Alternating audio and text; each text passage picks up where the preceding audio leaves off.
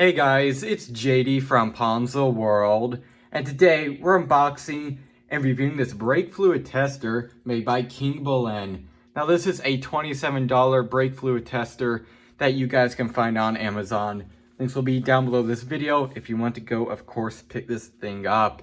And guess there's not really much more to say about it other than the fact that I'm actually kind of excited to review this thing. I'm going to be really interested to see if the brake fluid in my 1996 Jeep Cherokee is actually polluted with water or not, and if it is, I'm going to do a brake fluid flush. But anyways, let's just start with showing you around the box. You can see on the front, it says brake fluid tester, replaceable battery design, high resolution screen, which it doesn't really have a screen. It has more of just, little light bulbs in there, but I guess you could call it a screen if you want. High precision sensor and multi-type fluid test. You can see here it works with .3, 4, and 5.1. And then this is the actual sensor itself right here. On the back here, we have the Amazon label right here. And basically how to use it right here, which the label is covering up part of it, unfortunately. But you can see down here the LED display explanation. If you want to pause this and take a look at that, I'll do that now. You also have how to use here, which is just, simply how to use it. You can see here, it takes 2 AAA batteries. So let's go in and open it up now. Looks like you just pull here, and I don't think it has a seal around it, and it obviously doesn't. Just came open just like that. And there it is. Going to take it out here. Here it is. Actually feels pretty nice. Has a nice weight to it. There's the sensor end right there. Button right here. And then in here is where you can put your batteries in. So I'm going to go and do that right now and go ahead and try this thing out. Alright, so I went ahead and put some batteries in the brake fluid tester here, and you can see I actually have the end in my brake fluid reservoir there. Now I've always thought this fluid was decent. It wasn't fantastic. One of the previous owners obviously has changed it, and this requires .3 as you can see on the reservoir. I don't know if the previous owner actually replaced it with .3 or .4 or what. I'm just going to assume there's .3 in here, so I selected that here, and you can see it is actually in the yellow there, yellow/orange. And over here, that shows either it has brake oil, brake fluid with less than 1% water content or about 2%. So this fluid, it really needs to be changed, which I'm actually thinking on doing that. But from here, probably what I'm going to do is I'm going to get a little bit of actual new fluid, pour it into a little container, and then go ahead and see if it lights up okay. I just want to make sure it's actually, accurate. All right, so now I have this cup here with some actually brand new brake fluid in it here. You can see this is .3 CarQuest, and I also have the scanner here, whatever you want to call it, with .3 selected. So let's go ahead and put this in here. Let's see what it reads. Okay, it's actually reading yellow. Just kind of odd because this is brand new.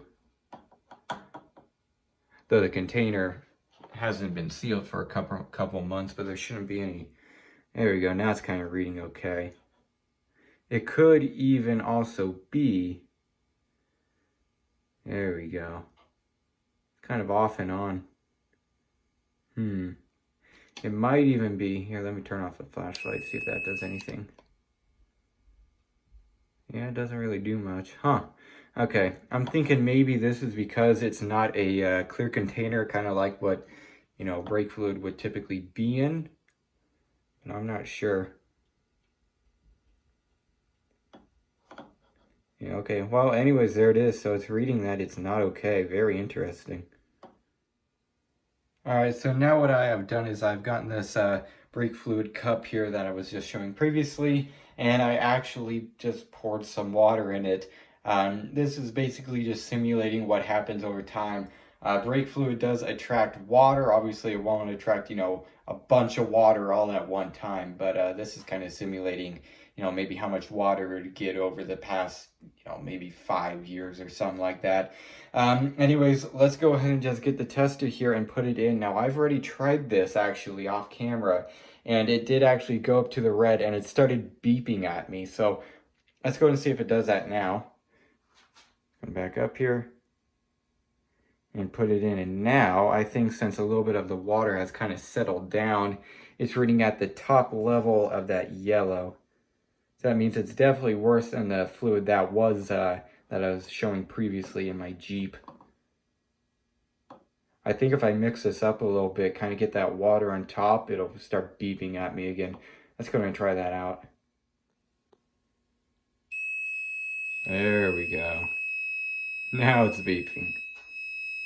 And that is really bad. So I believe that's indicating that it has 4% or more. And I'm definitely believing it has more than 4%. You kind of see it in there. There's definitely a lot of water in there. And yeah, it does not like that. If I kind of get near the bottom and touch the sensor on the very bottom, it starts reading yellow. So I wonder if water maybe sits on top of brake fluid. That might be what it is. Either way, definitely not good anymore. So there it is, pretty cool. Gonna turn it off here. And there it is. So that's really it for this brake fluid tester. That's about all I could test. So I guess what I'll do now is going to stop this clip and give you guys my final opinions. Alright, so overall, what do I think of this brake fluid tester? I would say for the price, it seems to be a pretty handy tool actually. If you're going to be working on, brake systems on a bunch of cars, I would actually recommend, like, if you're working on them, like, daily or something, like at a shop, I'd recommend you get a higher-end brake fluid tester. Not this one that you can just grab off of Amazon for cheap.